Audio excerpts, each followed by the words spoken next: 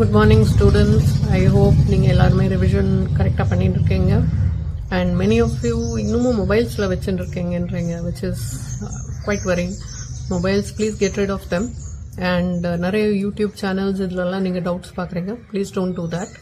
Always stick to a few sources. So one is definitely your NCERT book, the notes that have been given by your teacher, and only sources that have been approved by your teacher. இப்போ நமக்கு ஒரு doubt அப்படின்னா இமீடியட்டாக ஒரு YouTube சேனலை திறக்கிறது பார்க்கறது, many times I have told avoid it. Okay, this will only create confusions for you at this point in time. So என்னடா நமக்கு இந்த மெத்தட் சொல்லி கொடுக்கல, நம்மகிட்ட வேற மெத்தட் சொல்லி கொடுத்துருக்காங்களே, உங்களுக்கு கன்ஃபியூஷன் தான் கிரியேட் ஆகுமா தவிர your problem will not get solve that easily. So இது எனேபிள் பண்ணுறதுக்கு தான் I have given you doubt clarification groups create பண்ணியிருக்கோம். Is it? ஸோ நிறைய பேர் அதை எஃபெக்டிவாக யூஸ் பண்ணுறீங்க and I hope it is useful to all of you. So please utilize them. So at any point in time you can put your doubt there. அந்த குரூப்பில் doubt போட்டு teachers are responding immediately. So use that, and in the last momentல எப்பவுமே you have a few more days left, isn't it? ஒரு hardly about a few weeks, ஒரு 4 weeks தான் left இருக்கு before the boards are there. Even now you have to make sure that you have your own self-study timetable.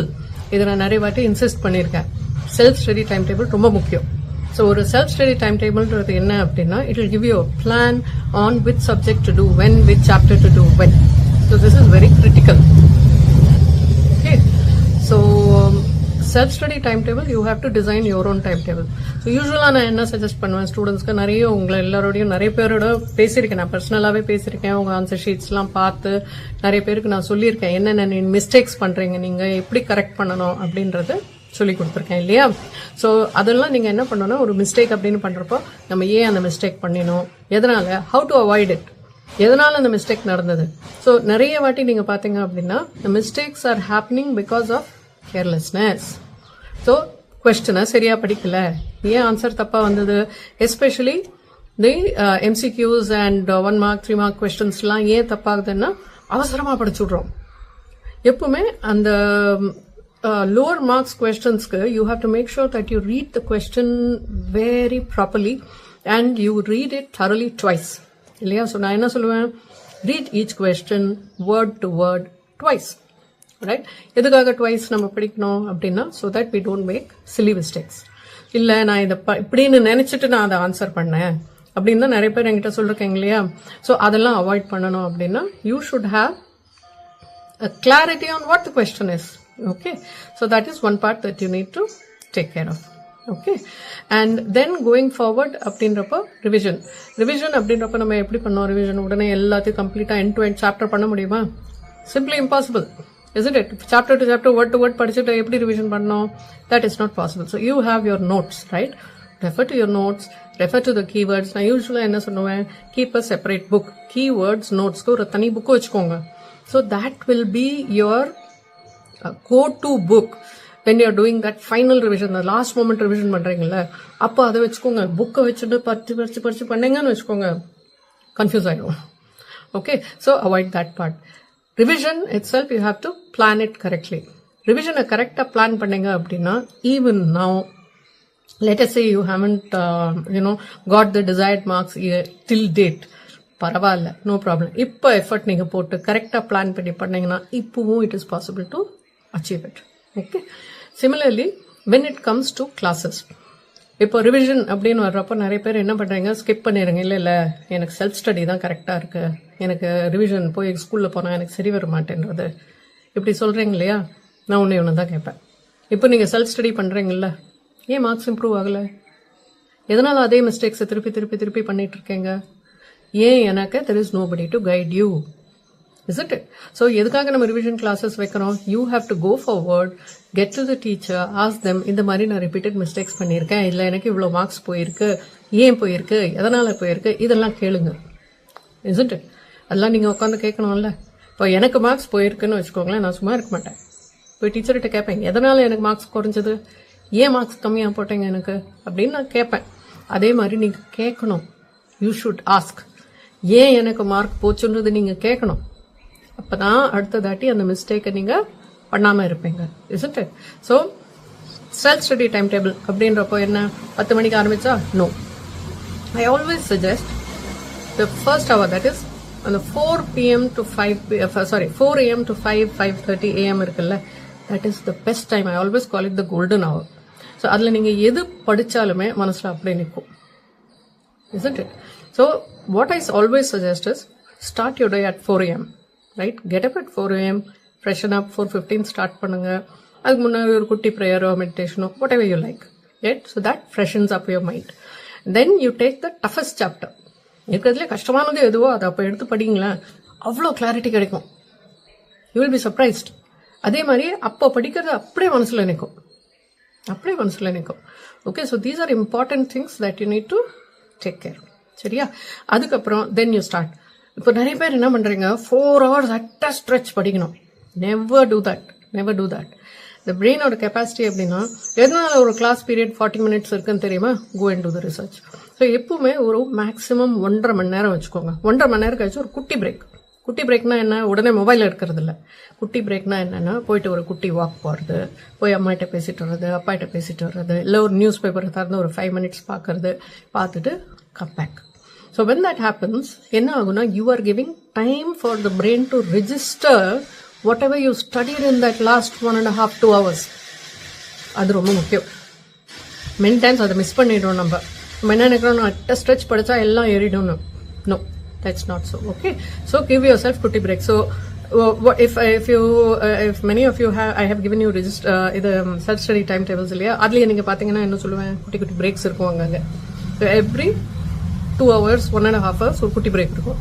So அந்த பிரேக்கை கண்டிப்பா எடுத்தாதான் மைண்ட்ல பெர்மனண்டா register ஆகும் நீங்க படிக்கிறது.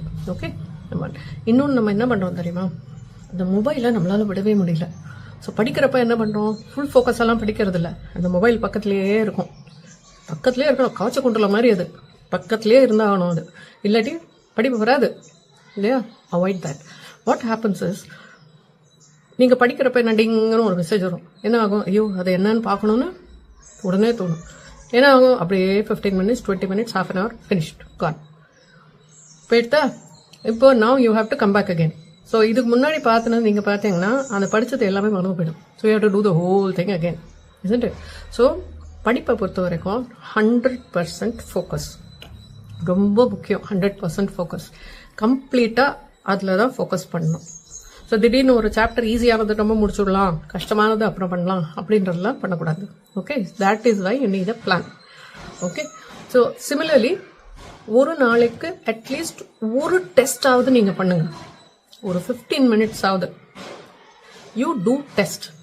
ஸோ என்ன ஆகும் அதனாலன்னா, ஃபார் எக்ஸாம்பிள் இப்போ 1 mark 3 mark 5 mark இருக்கு சரியா, you give yourselves 20 minutes time பண்ணி அதை பண்ணுங்க. உங்கள் கான்ஃபிடன்ஸ் இம்ப்ரூவ் ஆகும். ஸோ இந்த டைம் மேனேஜ்மெண்ட் இருக்குல்ல, when it comes to boards, அந்த டைம் மேனேஜ்மெண்ட்டுக்கு உங்களுக்கு ட்ரைனிங் வந்துடும், right? So that is very important. Similarly as you progress, ஒரு mark exam, what I suggest is every 2 days once ஒரு mark exam எழுதிடுங்க. அந்த ஒரு மார்க் எக்ஸாம் எழுதுறப்போ என்ன ஆகும் அப்படின்னா, in fact many teachers have given you many question papers, mark question பேப்பர்ஸே கொடுத்துருக்காங்க. ஆனால் அன்ஃபார்ச்சுனேட்லி நிறைய பேர் அதை அட்டெம்ப்டே பண்ணல. I was surprised. நான் என்ன நினச்சேன்னா, நீங்கள் எல்லாரும் அதை பண்ணிட்டு பேப்பர்ஸ்லாம் சப்மிட் பண்ணுவீங்கன்னு நினச்சேன். But you didn't do that. Okay, so this is very important. Mark exams என்ன அது ஹெல்ப் பண்ணணும்னா டைம் மேனேஜ்மெண்ட். அதை நீங்கள் போர்ட்ஸ்க்கு உட்காடுறீங்க பாருங்கள், அப்போ அந்த என்வாயன்மெண்ட், நியூ என்வாயன்மெண்ட், சுற்றி இருக்கிறவங்கலாம் தெரியாதவங்க இல்லையா? ஸோ அதில் என்ன ஆகும்னா டென்ஷன் ஒன்று ஆகும். ஆனால் இப்போ நீங்கள் மார்க் எக்ஸாம் எழுதி டைமர் வச்சு கரெக்டாக பழகிட்டீங்கன்னு வச்சுக்கோங்களேன், அதுக்கப்புறம் ஈஸியாக இருக்கும். ஓகே, நம்மளால முடியும்ப்பா, ஓகே நம்மகிட்ட டைமிங் இருக்குது, கரெக்டாக பண்ணிடுவோம், right? Similarly paper presentation. So for 10th graders, Venkatrakrishnan sir and Ayyappan sir have already taken session. For the 12th graders, we'll be taking a session very soon on how to do paper presentation. எங்கே எதை எழுதணும், எழுதக்கூடாது, right? எங்கே எழுதணுன்றதோட எழுதக்கூடாதுன்றது தான் மனசில் வச்சுக்கணும். For example, நிறைய answer ஷீட்ஸில் என்ன பார்த்தேன் அப்படின்னா, ரஃப் ஒர்க்கிங்ஸ்லாம் நடுவில் பண்ணி வச்சுருக்கீங்க. Very bad habit, no.